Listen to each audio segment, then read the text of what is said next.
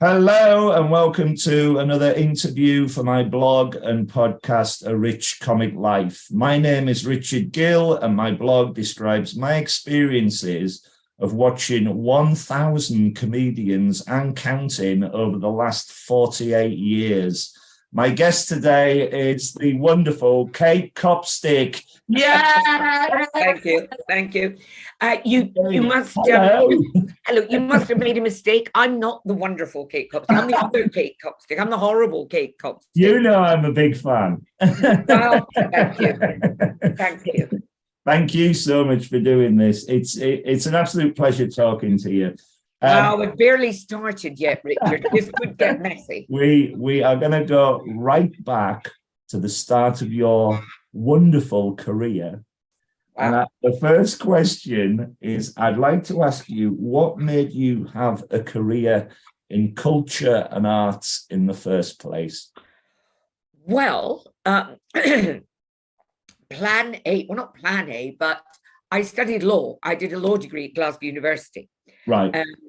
Again, heavily influenced by a television series at the time called Justice, starring Margaret Lockwood. And I had got the misbegotten idea that lawyers were there to help people, that it was about justice. So a year's apprenticeship in Glasgow very, very, very seriously disabused me of that idea. I'd no, am I allowed to swear, Richard? Yes, whatever you want. I'd no idea that the legal system, the kind of soi-disant justice system, was such an absolute shit heap. And I very, very quickly realized that it wasn't about justice or truth or fairness or anything.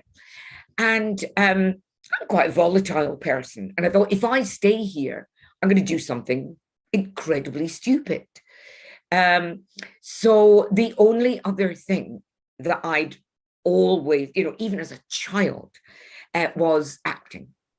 I used to produce, insofar as you could produce in your own bedroom, little shows for the family with my luckless sisters and brother. They were triplets. So I thought, if my mother was thoughtless enough to give birth to 3 children at one time, I may as well try and get something out of it, because they were getting all the attention. So I used to write little plays and little musical comedies and terrify them into taking part, although I was always the star. And in our house, it was always, Sunday lunch was always round the horn. And so comedy has always been a huge part of our family life. And, all our little family catchphrases, most of them were sort of from old comedy shows. My mum was in the local operatic society. I joined the local operatic society. And then I'm really quite a crap person. I'm a sort of lazy person, and I like doing things that I'm good at. And lo and behold, it turned out I was good at singing. And so I went to singing lessons, and that was really the start of it. I did doing the kind of people that we mixed with in the legal profession. They were a huge door that opened for me into, I suppose, the criminal classes. But I suppose I was a kind of a snob, because I thought basically you can do anything as long as you work hard enough and apply yourself. And people that doesn't happen for are just not trying hard enough. And being in a criminal law practice in Glasgow, you very quickly realize that that is absolutely not the case. And when I went into sort of performing, I did a long stint with the Craig Miller Festival Society. I'll give you my first big number with the Craig Miller Festival Society.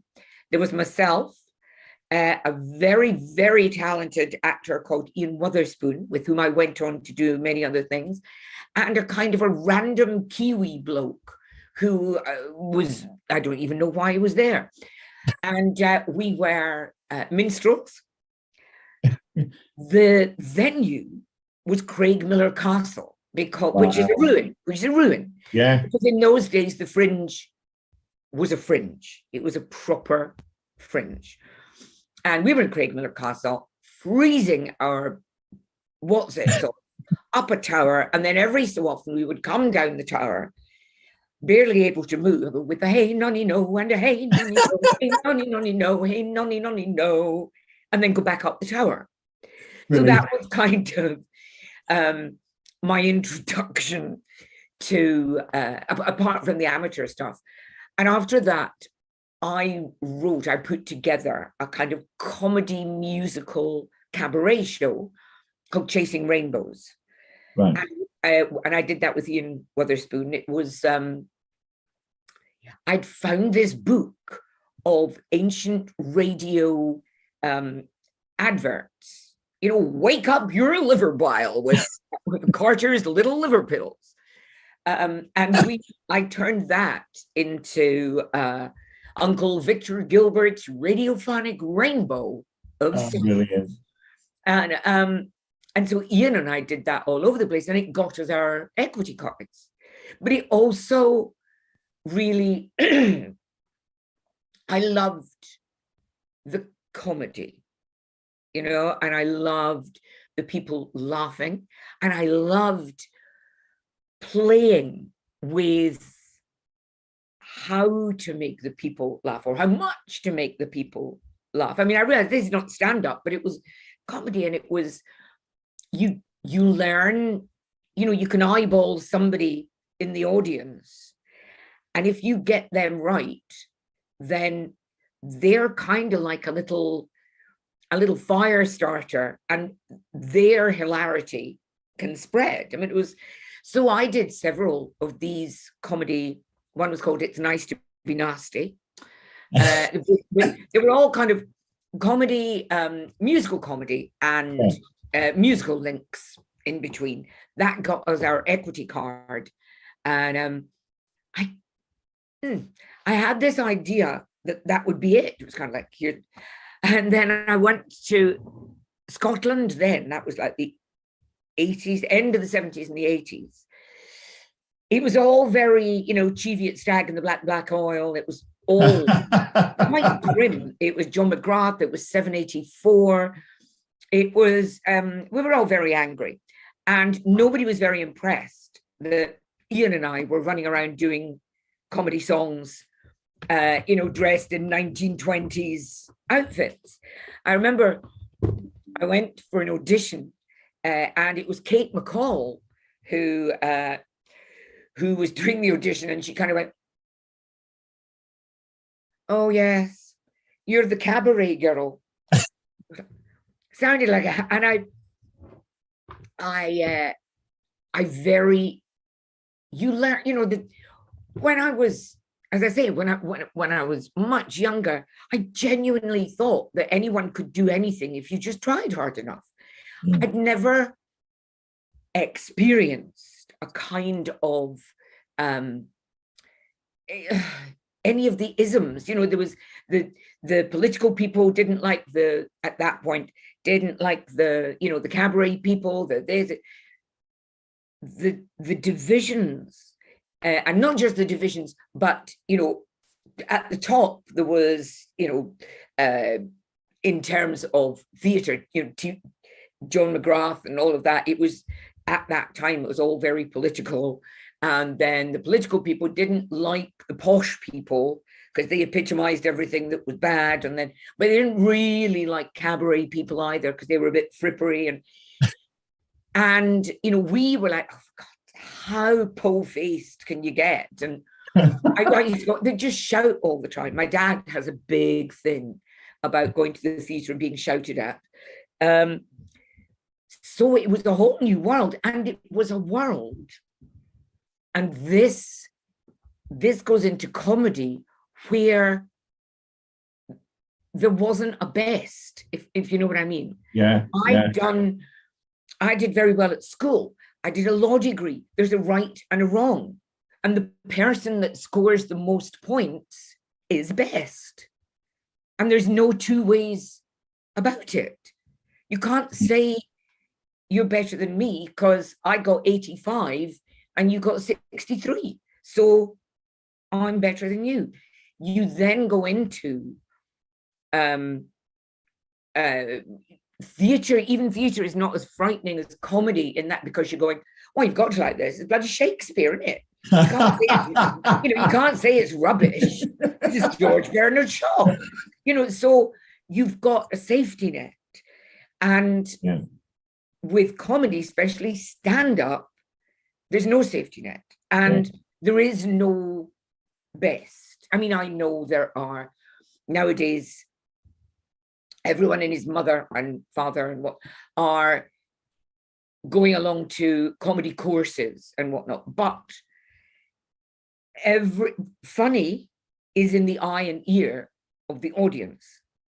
So that, to me, as a point scorer, was terrifying, as a performer, also because once I did a very little catastrophically bad stand-up. I used to IMC'd, but in my head, I mean, I just wasn't grown up enough. In my head, it was still, if I do this clever stuff, witty wordplay, all of that, then I'm good, because technically it's good. And as I say, this was in the 80s in Glasgow. And really, that was, Jimmy Carr would have died on his arse. It was all very different from, I mean, not just out my comfort zone. I didn't even know that there was a zone where it was, and nothing worked, if you know what I mean. That just be clever didn't work. Did lots and lots of things, and now, with hindsight, I can see exactly how and why I was so bad, and it's. I think probably people who are a bit control freaky, which I was and still am to an extent, they don't roll so much with if you're going to do control freak comedy, if you're going to do the one-liners, the perfectly timed things, if you're going to be Jimmy Carr, you've got to be brilliant, or it's just not going to work. You're just going to be pointless, a person saying pointlessly nasty things. He is brilliant. It is crafted. It's diamond, even if you don't like it. Even if you don't agree with it. And so then I got into television presenting and whatnot, and that was huge fun. And I don't want to diss any television. It's money for old rope. Anyone, anyone who's, it's, there's still people down mines. And you're there in a brightly colored top going, hiya kids. No, not work, not hard work. It was children's TV presenting, wasn't it? Play school I started with. Oh, fantastic. Yeah, I'm practically a fucking icon, Richard, basically. You are. I'm delighted. I've had a close personal relationship with Jemima, Hamble, Big Ted, Little Ted. And Big Ted, quite frankly, wasn't that big. But there were a lot of really talented people working on it and presenting it. Really, really, really talented people. And it was fun, and it was very honest. Yeah. What I mean. And I think, I got this, I'd done it, and that's what it was. Off the back of doing Chasing Rainbows, I got a presenting job at STV. It was a kind of an environmental show. And off the back of that, I got asked to, my agent in Glasgow, mentioning no names, Ruth, she said to me, well, of course, you realize, Katie, you realize that, someone like you, you're not really going to work until you're well into your 40s. Wow. You're a bit of an ugly bint, and hopefully you will grow into your lack of good looks. Wow. But I got asked to go down and audition to be seen for Play School. And I thought, this can't be right. I don't speak like, her off the BBC. So I thought they really can't mean me. So I went down and I made a big decision. I thought, I'll go in and talk like this.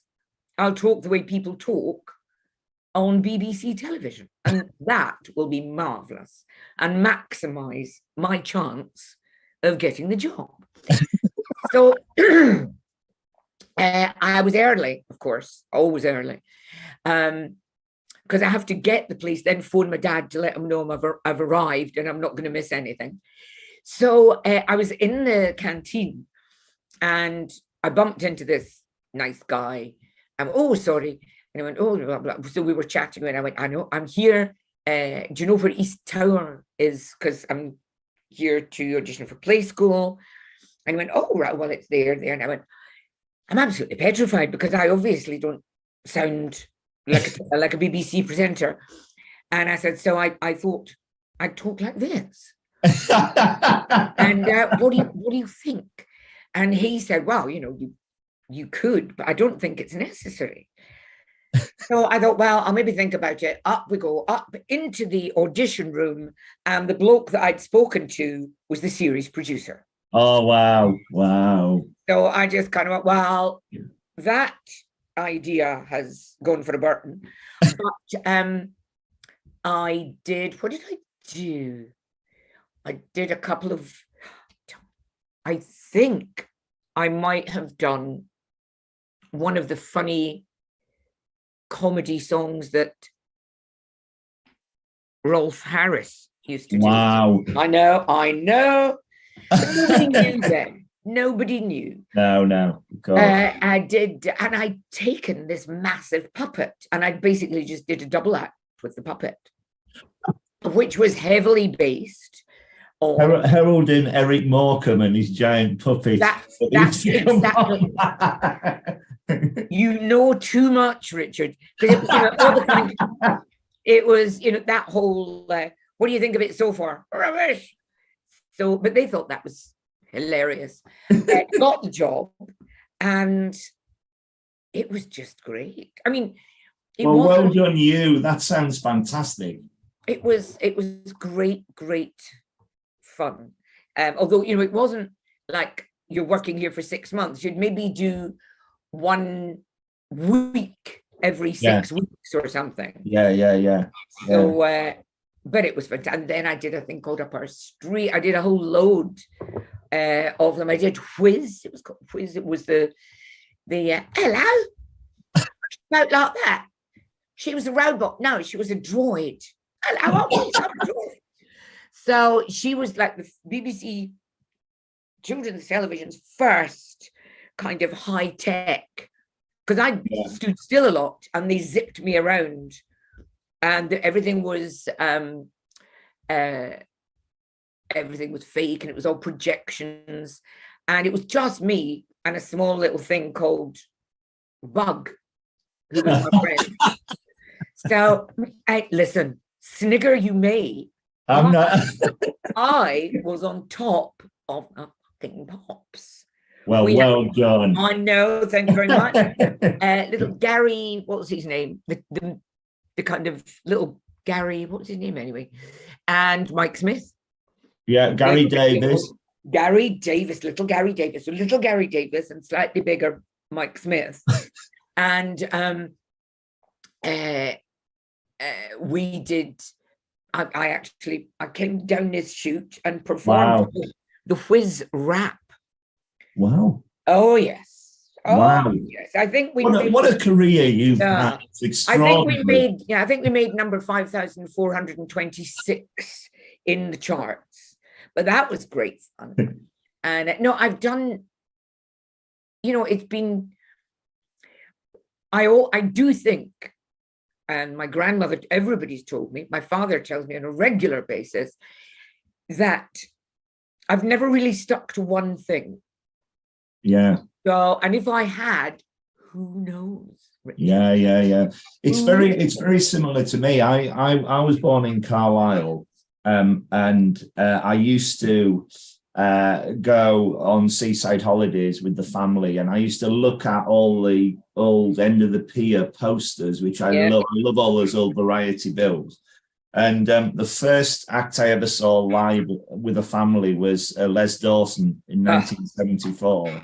And then a year later, we saw Tommy Cooper, and I got the bug what I did was I have this enormous spreadsheet where I've got every single act listed that I've seen with every single venue. And I've done the same with films. I've done the same with plays. My brother makes adverts. We're a very artistic family, very cultured. But my work led me to admin. So I've been I did business studies side. Correct me if I'm wrong, but that's not particularly artistic. I know it starts. I know that it starts with an A. Yeah, I know it starts with an A, but admin, artistic. No, I work. I've done admin for 30 years, but as a passionate hobby, which is how the blog became a lot long. It was the comedy. My brother makes adverts. My dad was in an amateur dramatic theatre group in Cumbria, and my dad's legacy was he was a union man, and he became president of NALGO. And as a result of that, his legacy was he formed Unison. And where I am now, I came to London. I did 17 years in the civil service. I worked 11 years in a school, and I've just got a job now in a council, which I absolutely love. So the work is fine, but I live for the comedy. And I had these great long lists, and I thought, who's going to want to read this? Why am I doing this? And then my friend who runs her own business said, this is crying out for a blog or a book. And I've written a script for a book. It's about 1,000 pages. But I couldn't afford the publicity, the publication. So my mate said, do it as a blog, which I did. And then we started getting the numbers in. And then my other friend said, do a podcast. And I said, what's a podcast? But it's just taken off. I love it. I live for it. It's given me the most amount of confidence, meet extremely interesting people like your good self. It's just wonderful. It's so good. So thank God it's back. Absolutely. Anyway, I want to find out more about your charitable organizations. Can you tell me more about your work with those, please? Well. I've only really got one. I feel, I'm knackered enough just with one. A long ages ago, Yeah. I made with the BBC, because I graduated from running around in outrageous costumes to directing and producing. And although I still, given half a chance to run around in an outrageous costume, I'd be there. Anyway, I made a documentary, which was the first ever documentary about children and HIV. Right. Because, of course, as we know, Richard, the best way to protect children is just not to tell them about anything at all. So you don't give them any real information on HIV, and they won't ever get it. Yeah. So that was very well received. I ended up co-founding a children's AIDS charity, but that, it was wonderful, but it was a pretty much all white charity, right, very middle class, and in a world, in a UK where 99% of the 765 children who were positive at the time were from sub-Saharan Africa. Mm. And I thought, why don't we go there and see if there's anything that, you know, just in terms of education. I had no idea. I'd been to Morocco, but I'm not sure that counts as Africa. So off I went, and it's not like comic relief, I can tell you that. And the women there are just unbelievable. The strength, the ingenuity, they're amazing people. I've never met women. I don't really you probably got a terrible reputation for being a woman hater here in terms of reviews I've given and whatnot. Sometimes I find women in the performing arts a bit, I don't know, oversensitive and almost expecting a couple of brownie points for having breasts. I know. I just think, you know, you earn your brownie points, and being born with what will eventually grow into a breast is not one of them. Anyway, the women there, just incredible, and living in the most horrendous circumstances. So 2008, I went there.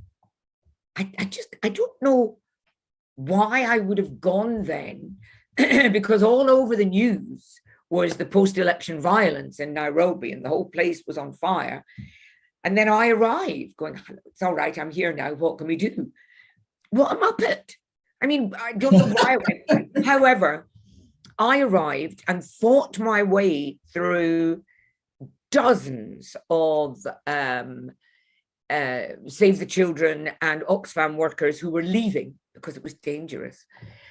And by then, like, my sort of best friend Felista said, we have to save the women, which I thought was really quite a big ask, as the cliche goes. But what was happening was that when certain areas were being firebombed and whatnot, and women would just grab their youngest child and run to this area just outside called Jamhuri, and they'd kind of live under a bush. And so Felicity said, we must save the women. I thought, really? But I went with her. She's a very, very difficult woman to say no to. And the first night, we kind of rescued about 12 women in a pickup truck and their babies. I don't do babies. I don't like babies, but quite a lot of the time they go with women. So,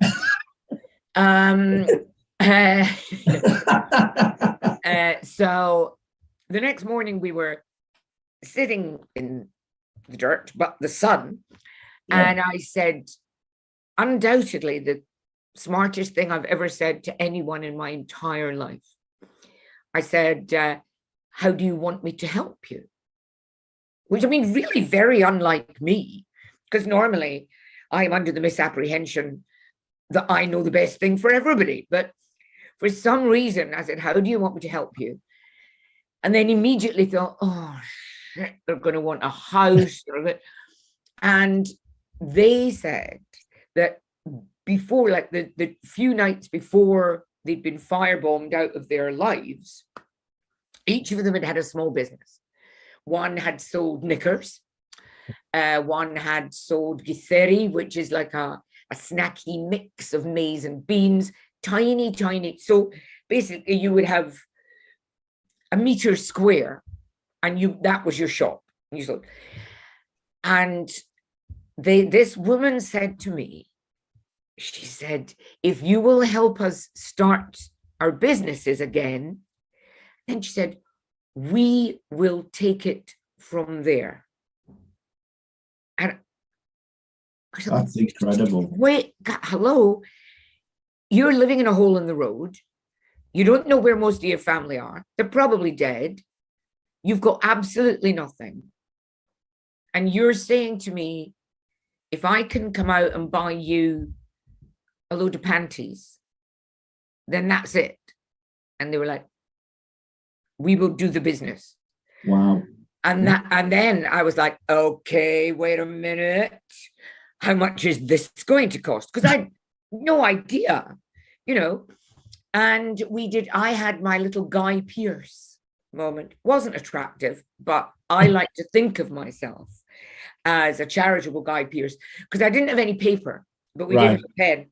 So white skin it's not good for much, but it's good for doing mathematics on, it turns out.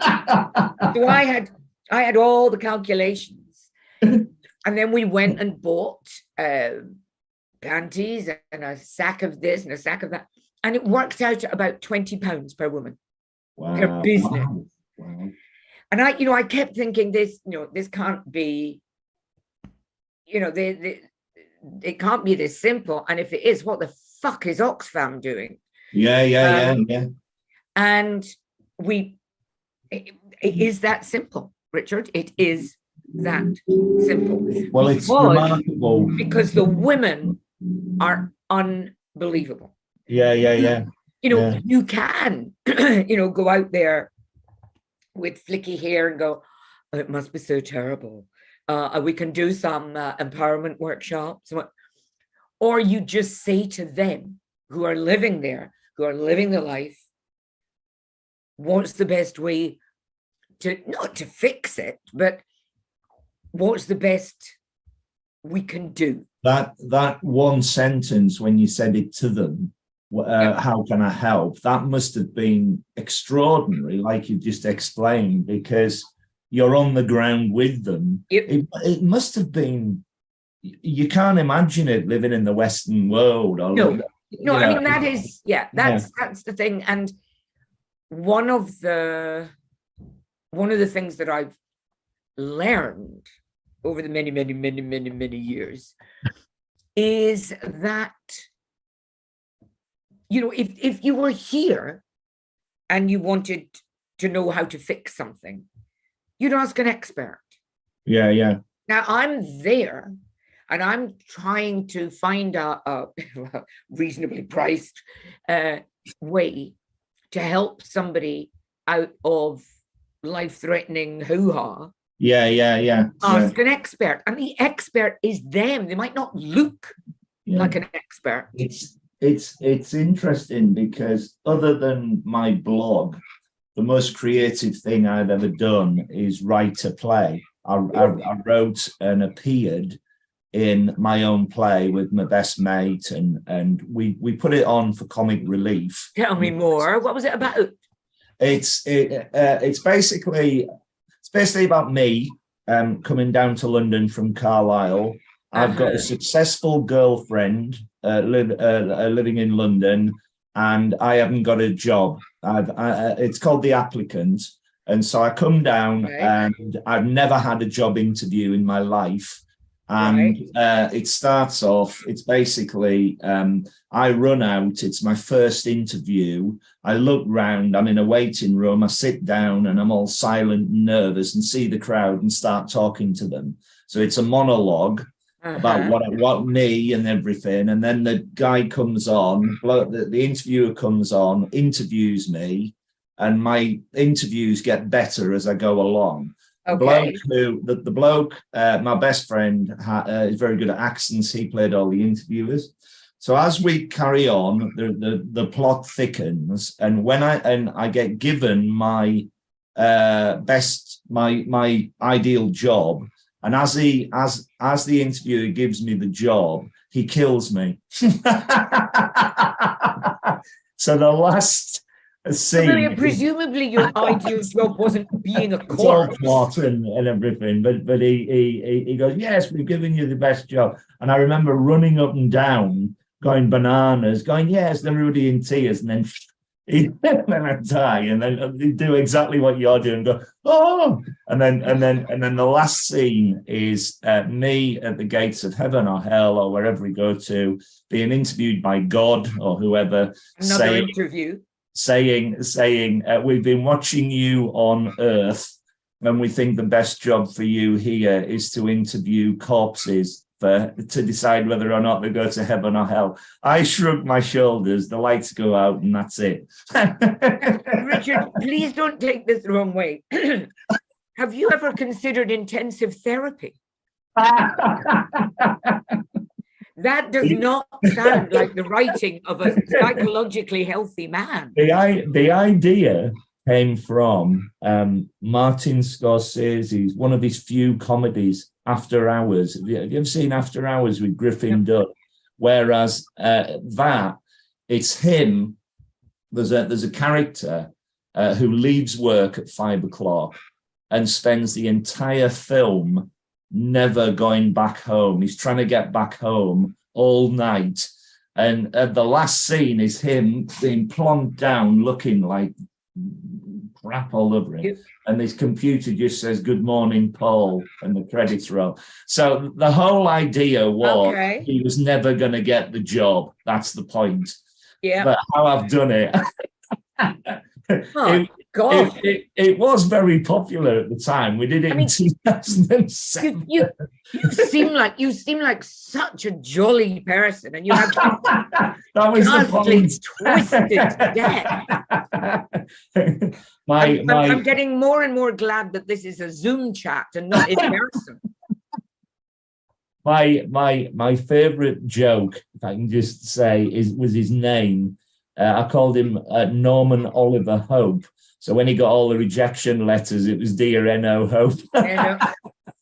So, there's it was a comedy. It was just the premise of it. But did you realize there are spaces on the free fringe, Richard? I was just gonna say, I originally wrote the play for the Fringe. Whoa. And I've never looked at it again because of thinking, this is bonkers, but it would go there, definitely. Bonkers is Fringe. Yeah. The other thing was, you were saying before about doing stand-up comedy. I've actually had a go at it, at stand-up comedy. I've told a lot of comedians this. Harder than it looks, isn't it? Oh, well, wait till I tell you the story. I knew a promoter years ago, and I said, I was one of these people, I can remember jokes from watching comedy, and I was very good in a pub and whatnot. I said, give me a go. And I wrote a script about me crashing cars in Carlisle because I'd just passed my driving test. Right. And he liked it. So I walked out.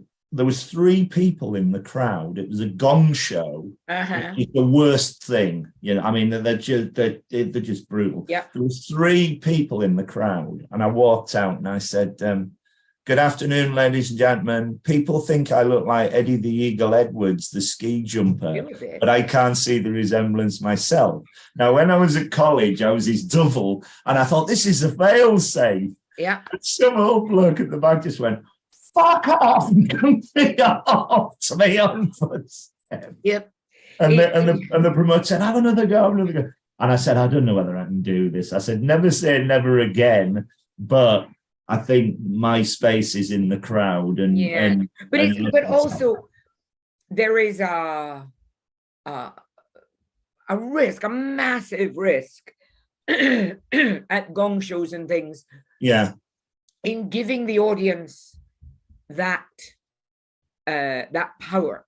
Yeah. Because some people go to comedy to listen, to enjoy, to maybe even to get ideas, to see things in a different way, hopefully. And some just go to make other people's lives miserable. And I can't get that. You know, the gong show is one of those things where you are giving control to what might well be just a room full of cunts, you know, who have absolutely no idea about anything other than giving another human being a hard time. Yeah. I mean, I cannot fathom that when I go to any comedy. No. You know, we're not there. There are people who, these are the same people who probably as little children got their fun picking the wings off flies. Yeah. You know, and generally speaking, they have absolutely, they are a skill and talent and charm free zone themselves. Yeah. But what will, you know, we as humanity, we are a horrible species. We're a horrible, destructive, vile species. And so one of the things that amuses us is watching somebody else being damaged. Very true. It's funny. You know, a comic has to be very good to deal well with, there are creative hecklers, and that's kind of backwards and forwards. It's mildly irritating because anybody, especially, you know, I'm not going to pay, not that I would, 25 quid to go and see a stand-up and then have some muppet in the front row constantly interrupting him with what the muppet fondly imagines is, you know, pointed criticism. And I'm totally agree. Just the shoutings of a sad sack. You know, it's, and I know that a lot, what used to really irritate me, and you could see it a mile off, where comics who were not good enough, didn't have good enough material, didn't have enough material, and there would come a point in the act, usually, you know, only about 5 or 10 minutes in, and you could kind of see them thinking, this is not, I've kind of done all my good stuff and it's not flowing. And then what they do is they will pick on a couple of people in the audience and they will generate heckling. Yeah. Now, that's not your job. You're not there to generate heckling. I've come and paid money to see you, to hear your wit and your, you know, performing brilliance. But not when you run out of stuff that you think is going to get laughs. You then know that there's a huge section of the audience love that kind of adversarial. Yeah. And either you goad somebody, or you just, if you keep asking, somebody's going to say, you know, oh yes, I'm a gynecologist or something, and then you can go, right. It's that I find unbelievably, I mean, groin desiccatingly, you and me both, irritating. Exactly, and it so annoys me. The greatest stop to a heckle I ever saw was Ricky Grover at Headliners. Oh my goodness. And it was there was a horrible bloke in the front row just yelling at his act, and he stopped the act. Excuse me. He stopped the act and he jumped down and he literally threw the man out. Yeah. And when he walked back on, it was to the sound of the theme from Rocky, because he's an ex-boxer. And everybody stood up, and it was just wonderful. I mean, it can be. I remember, a long time ago. I mean, a decade, more than that. And I went to see a then not at all well-known, not being on telly, Michael McIntyre. Yeah. And he's a funny man. And he doesn't have a go at anybody. I just loved to watch him make people feel wonderful. Good. And he was clever. And he just glorious. And he's got such respect for, comics of the past. Anyway, that night, he was playing, where was he? Pleasance Below. I think I was there. Yeah. And so, no, not Pleasance Below, maybe Pleasance Above. But it's the one where it's there's the stage is here, there's a raked audience, and to get into the audience, you walk across the stage. It's above, I think, yeah. I think it's Pleasance Above. Yeah. So, and it wasn't full, but I was on my way in, and I saw all these people standing outside, and I was like, show, and they were like, yeah. And what they were doing, and I saw it again, Michael was so wonderful is so wonderful at audience involvement and chat, and not in a, in just the nasty most wonderful way. He genuinely makes people feel like they're part of the show. And now it's probably a bit more difficult because he's playing Wembley or whatever. It's difficult to make a member of the audience feel like part of the show when they're half a mile away in a different postcode. But Pleasance Above, very easy. And what these people were doing, and I asked him about it, and he went, yeah, it happens a lot. They were waiting to come in late. Wow. So that Michael would talk to them and do something funny with them, and and do something Michaelish. Yeah.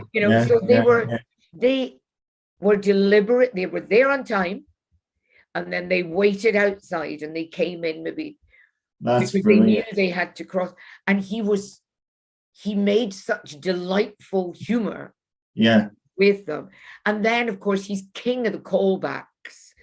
And he is an extraordinary talent. I've watched his career grow. It really, and he had, it wasn't easy because he is a lovely, warm, cuddly, funny guy coming up at a time where being mainstream is practically worthy of a death sentence. So, yeah. I mean, I again, back to my totally failed career. I would never say that. You never saw me, Richard. In the 80s, and again, this was something that I didn't really feel comfortable doing. But in the 80s, basically, you could end your set on a raging high if you were female by using the word cunt or fuck. And it was like, oh my goodness, look, a girl swearing.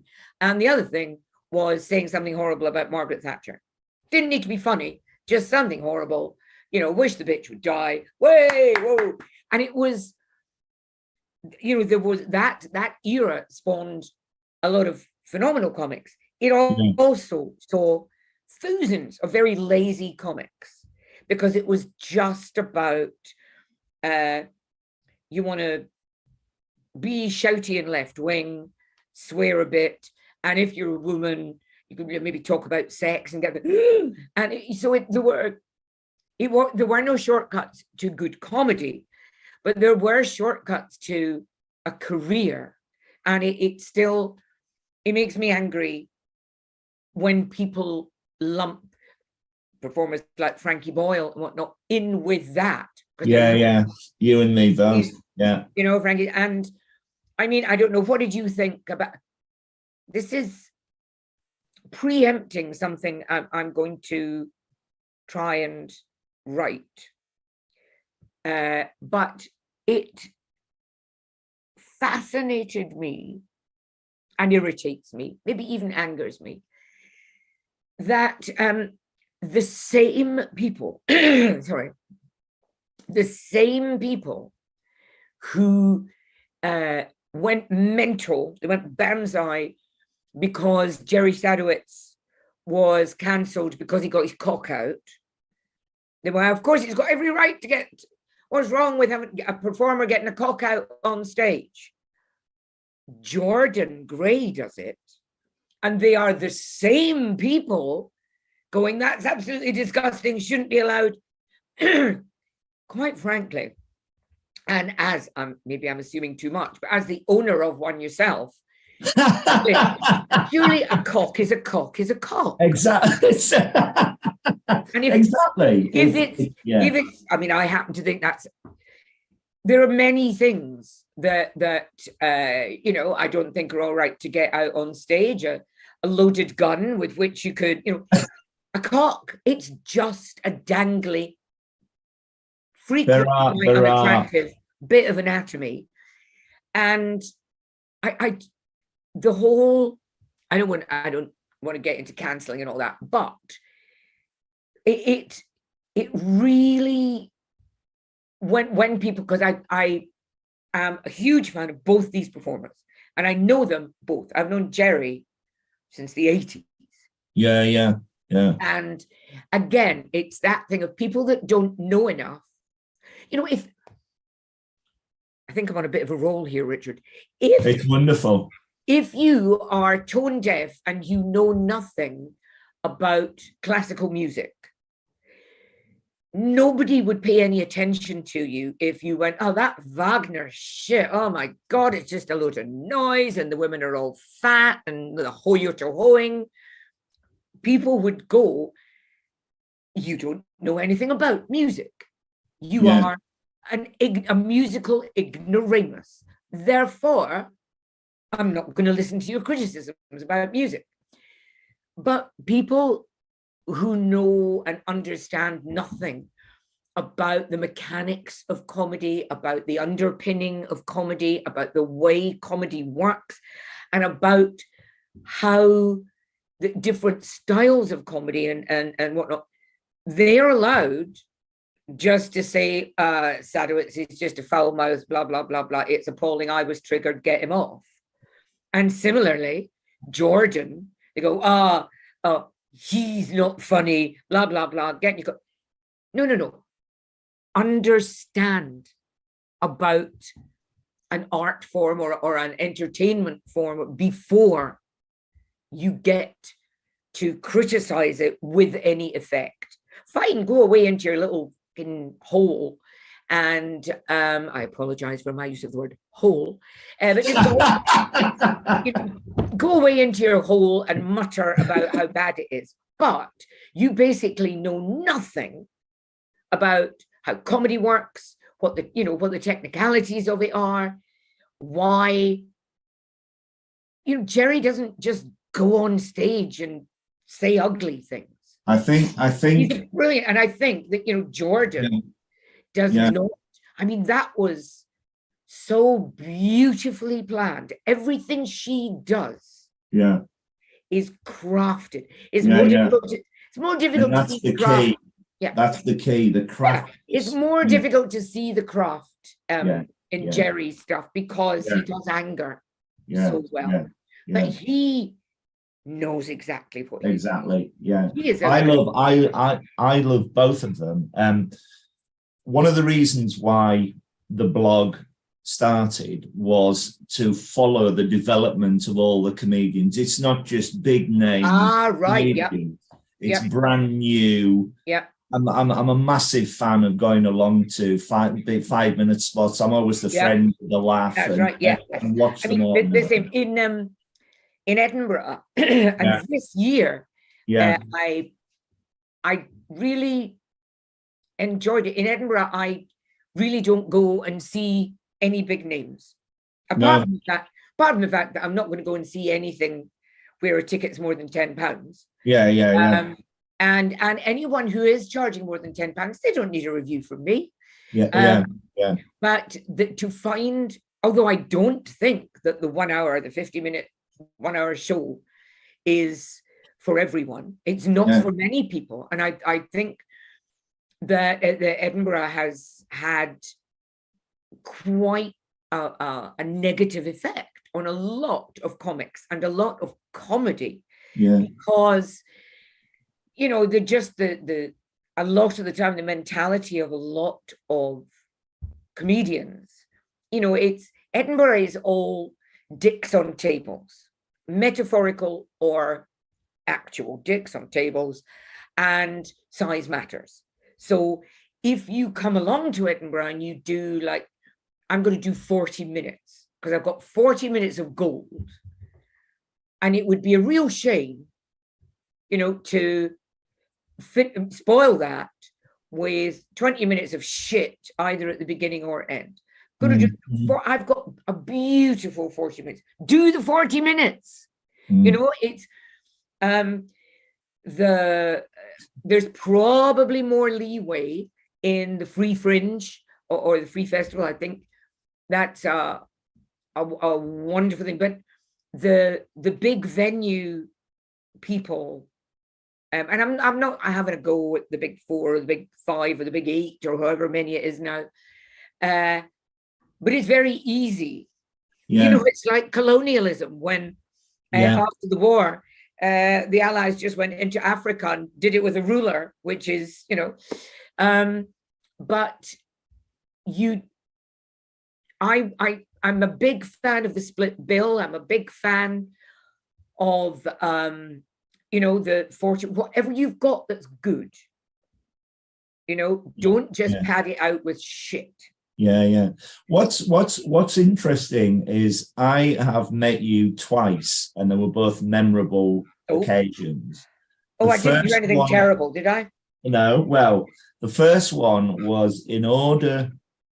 Well, I didn't say in order, but when I started the blog, I got an invite to the Amused Moose writing half-day course. Oh, yes. And you were speaking with Steve Bennett from Chorlton. That's now, right. Everybody around me who was there wanted to be a reviewer.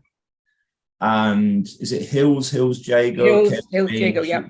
And she said, we can't remember why we invited you. Can you remind me? And I said, well, I've got this blog. I believe it's a unique thing because I'm doing it from an audience point of view. I'm not a diarist. I'm not a critique. I'm not a reviewer. I'm a member of the audience out to have a good time. And she never bothered me again. And then you came on and spoke and really described brilliantly what it was like to be a reviewer. And a question I had for you, the questions have gone to the wall because I'm just fascinated listening. All right, sorry. But how did you become a writer and a critic for the comedians in the first place? How did you join into to get into this? It's through the Scotsman mainly, isn't it? The newspaper. Yeah, yes. I was writing various things. You know, sometimes the best times, someone just takes a leap of faith. And I'd written a couple of bits and bobs, and I met, how did I meet him? I can't remember. I met Robert Dawson Scott, who was then the arts editor of the Scotsman. Right. And that was in 1999. And I can't remember what I'd written for him, but he said that he liked the way I wrote, he liked the way I thought, and he said, would I like to review for the Scotsman at the Fringe? And so I said, yes, of course. And then well, that was 1999. There just wasn't the amount of comedy that there is now. Yeah. But I reviewed theatre and, comedy. It was wonderful. I remember, it was just an absolute joy. I loved reviewing theatre. There's so many layers, but I think at some point, when the Fringe started to get huge, they just and I was getting them more. You didn't get hits in those days, but more attention writing about comedy. I kind of was, I wouldn't say shunted over to review purely comedy. Once in a blue moon, they'll let me out to theatre, but I am, passionate about comedy. But more than that, I'm passionate about things not being shit. Yeah. And I'm passionate about not letting ego run riot over everything, and then and I hate laziness, I hate smugness, and there's a lot of it around in comedy, a huge amount. And now there's so much stand-up. Yeah. It's kind of it's I know it's a way of expressing yourself, it's a way of communicating, but I'm not convinced that we need quite so much when quite so much of it is not very good. Yes. Yeah. I mean, I get criticized. I'll be totally honest with you. I get criticized for being so positive and so enthusiastic and liking everybody. I don't like everybody, but I look at it because I'm guessing because I'm so passionate about it and I love to go and watch it. Yes. And that's great. Positiveness it's like panic for gold. Yeah. You're never going to find the gold if you don't go and see a lot of pebbles, discarded condoms and dog poo out of the same river. That's what I love about you. Your frankness and honesty is amazing. Who was the first comedian you ever watched? And can you remember your first ever comedy review?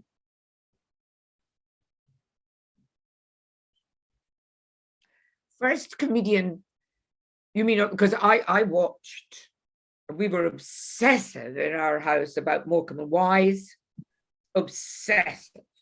Reason why this blog exists. Yeah. And before that, we were, again, every Sunday was Round the Horn. Yeah, brilliant. At Sunday lunch. So all my big memories, and as I said earlier, our kind of family catchphrases are all from then. I went to see Joan Rivers. Oh, brilliant. Phenomenal. Yeah. And then, quite early on, when I was performing, when I was acting and in telly and whatnot, I did a lot of panto, and I love panto when it's done well. And that meant that you got to watch close up and personal, the dame or the whatever, and they would do. I learned more from a couple of not famous at all comedians who putting their their set, their 10 minutes together. I watched, I don't know, Tom O'Connor jazz. Well, actually, one of the most impressive moments, and I remember it was I hosted. I was presenting a very strange cookery show, and it was recorded in Belfast, BBC Ireland. Can't remember what it was called, but it basically was. It was a cookery show with different guest chefs and whatnot, but then the most unlikely non-foodie type guests. And one program, the guest was Bernard Manning. Oh God.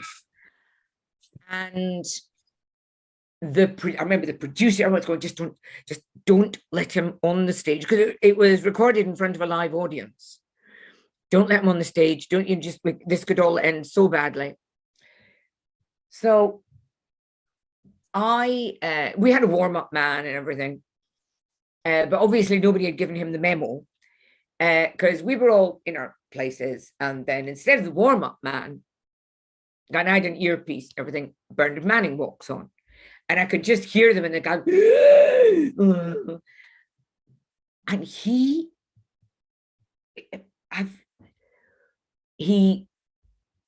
said hello. You could see him. He was looking at the audience. He was checking them out. He did a couple of jokes. They laughed. Then, and he was just watching them. And then he did 30 minutes of stuff that was right on the line. You could see the audience, that they had that wonderful look of, I can't believe I'm laughing at this, but it's hilarious. Yeah. And he had like perfect pitch for an audience. He didn't want to upset anyone unless he could, that wasn't. But he could tell when an audience comes in wanting to be upset. You go, we'll go and see. I mean, it's the same as, the kind of thing that Jerry gets. People go because they want to be outraged and horrified. Yeah. And he knows an audience he knew an audience. And he just, every single joke landed.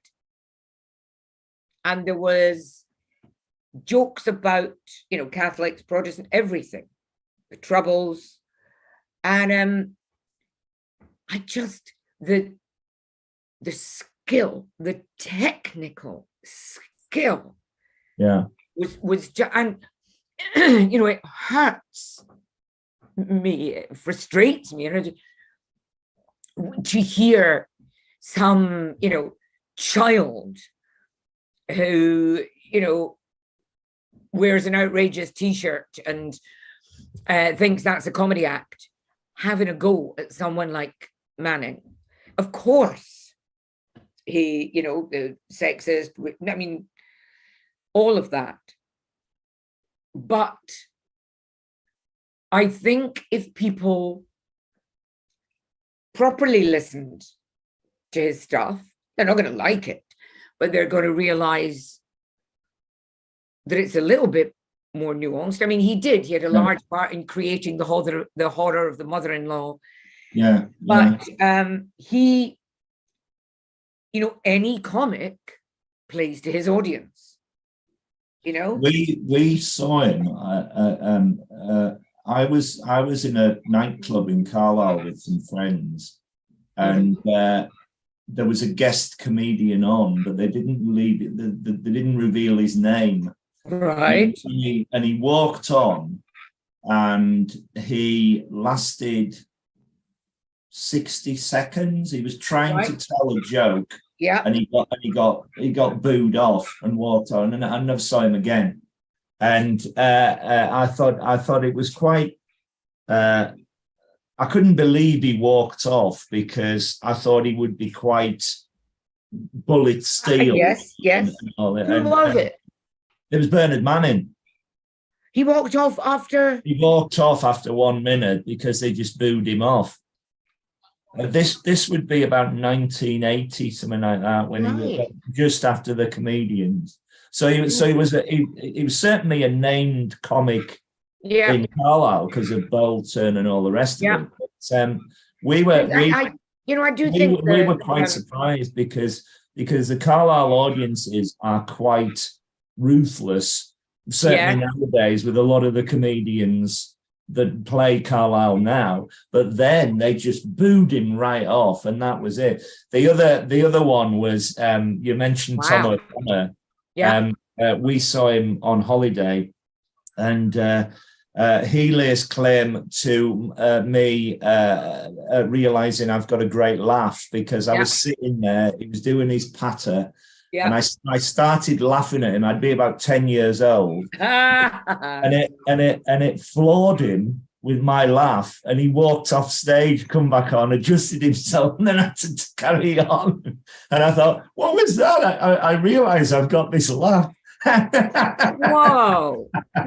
So he's in the blog, a special note. Have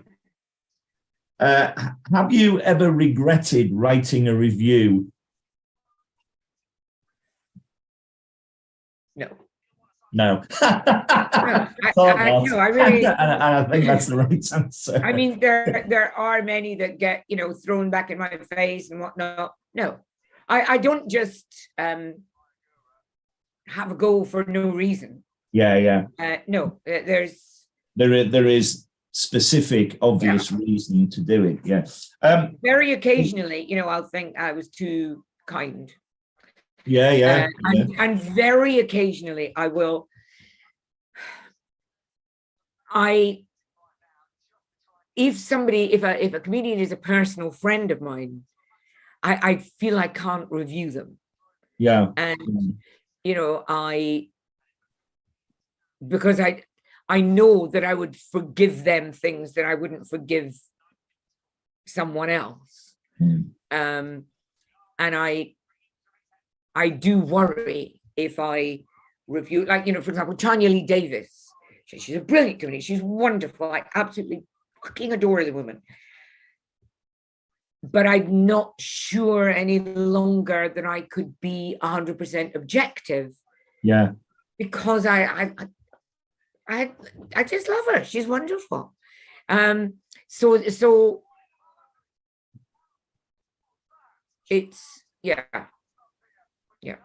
but no, I've never. It's interesting because the second memorable time I saw you, when I go to the Fringe every year, I've been very lucky to be able to go. It's my annual holiday, and I see about 50 shows. I've gone since 2005. Do a giant spreadsheet, and all my friends come along. I was with a mate of mine who very dear friend, but if he's heard the act before, he will tell me straight away.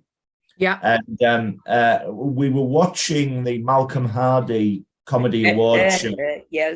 And Charlie Chuck walked on and did a routine about chocolate biscuits that I was crying at, and my friend never got. And then you appeared as a guest. And I thought, this is wonderful. And I wish I'd gone up to you afterwards and said hello. But you were memorable that night. Thank you very much. I mean, the hard awards are, it was John Fleming who just an extraordinary brain, an extraordinary repository of comedy knowledge. He's a brilliant writer, and I was so chuffed when he asked me to be on the judging it was brilliant. panel, and it opened up a whole new, because the people who, I remember doing a couple of things with Malcolm and spending. I wish I'd seen in Edinburgh, spending. But I did an interview with him in character. I used to have this character called, I think she was called Maisie. She was a marvelous woman, yes, a Morningside lady, but she didn't, as the young people say, take no shit. So Maisie went, because, you know, he's a dreadful man. He gets his bits out. I think I remember her. So I was interviewing this Malcolm Hardy. He doesn't even spell his second name properly. So, I was interviewing him, and that was all great. It was good fun. And then they decided that they wanted this photograph, because we talked a lot about his extraordinary testicles, which I think I can see what's coming. So we were in this, I think it was Opium or one of these pubs on the Cowgate doing the interview. And we were there for about an hour trying to get the shot, which was me sitting like this and Malcolm standing above me on two boxes with his legs like that and his testicles dangling down, pretty much resting on his head. And it was he was a great guy. But the whole Hardy Awards, that's a whole different world. Yeah. And you know the crazies, the weirdos, and that's, I love that. I never used to. I'm the same. I love originality. I love so off field that why are we watching this? I mean, my blog holds so many memories for me. I remember my first ever comedy store in London, which was Phil Jupiter's, Linda Smith, God bless her. Yes. What a talent. Richard Morton and Charles Fleischer, who went on to play Roger Rabbit in my goodness, and never heard of again. What do you think the future holds for the comedy industry?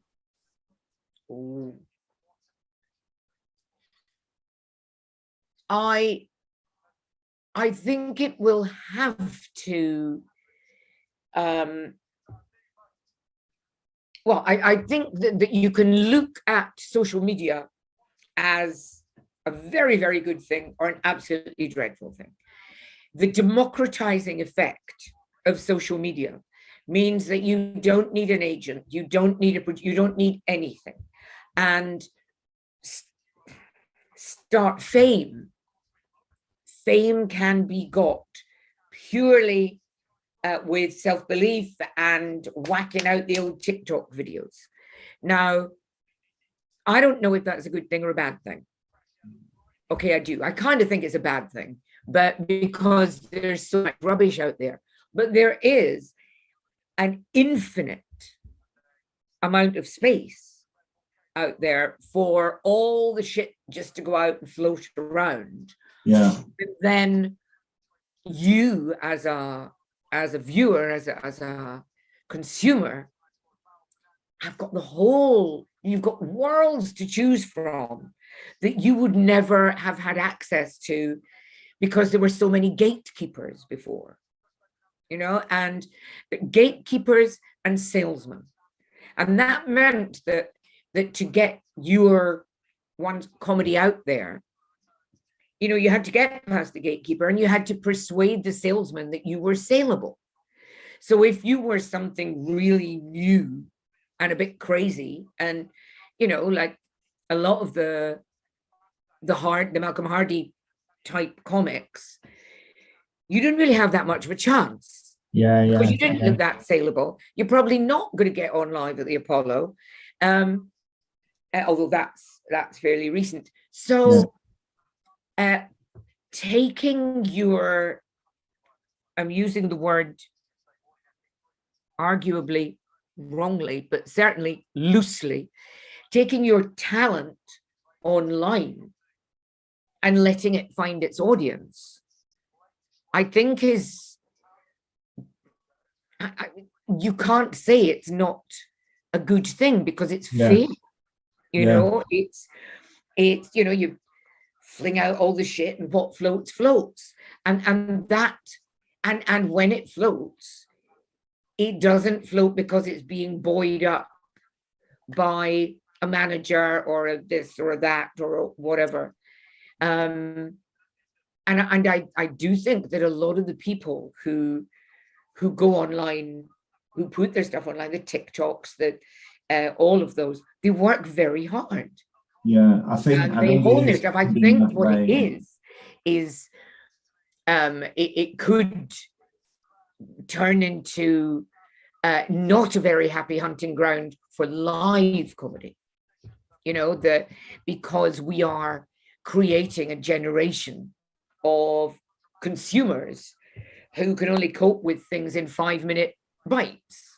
Yeah.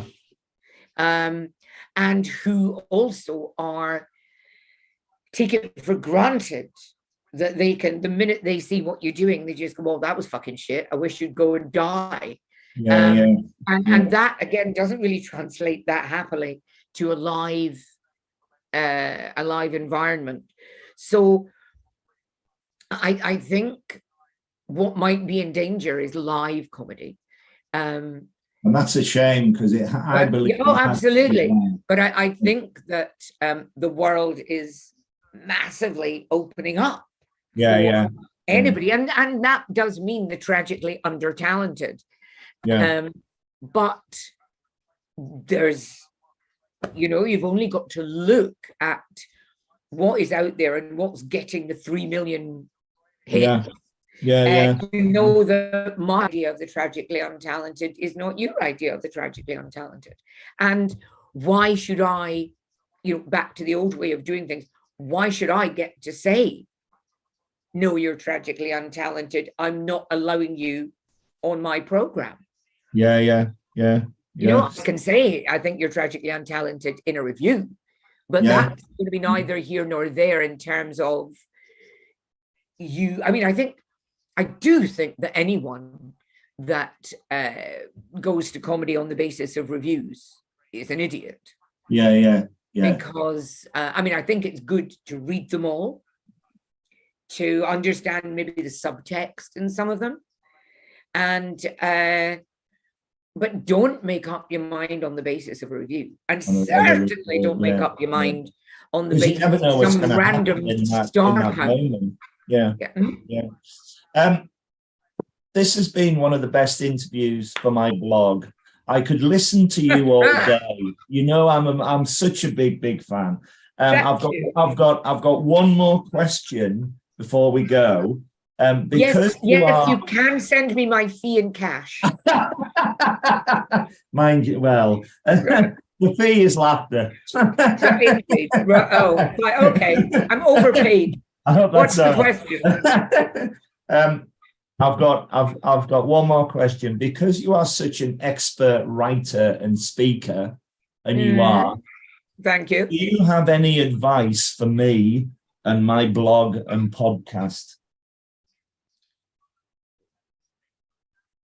Just go with your gut. You probably have a greater, wider, deeper knowledge and understanding, certainly knowledge of comedy and comics and what is out there and who is out there. You are open-minded. And once your blog gets gazillions of hits, then every so often just find somebody that nobody's heard of apart from you. Because exactly. Because if you think this person is fascinating, I think other people will think they're fascinating, but they need a you to get them on. You could be a star maker, Richard. Well, thank you so much. You're so kind. And let's meet up again very soon. I'm coming to the Leicester Comedy Festival. Right. I know you're doing a talk there. Yeah, I am. Yeah. So the Edinburgh Fringe. I might well see you there. I know, but definitely next Fringe. Brilliant. We'll definitely. It's been an absolute joy. Right. Thank you so much. Take All the care. best to you. Thank you.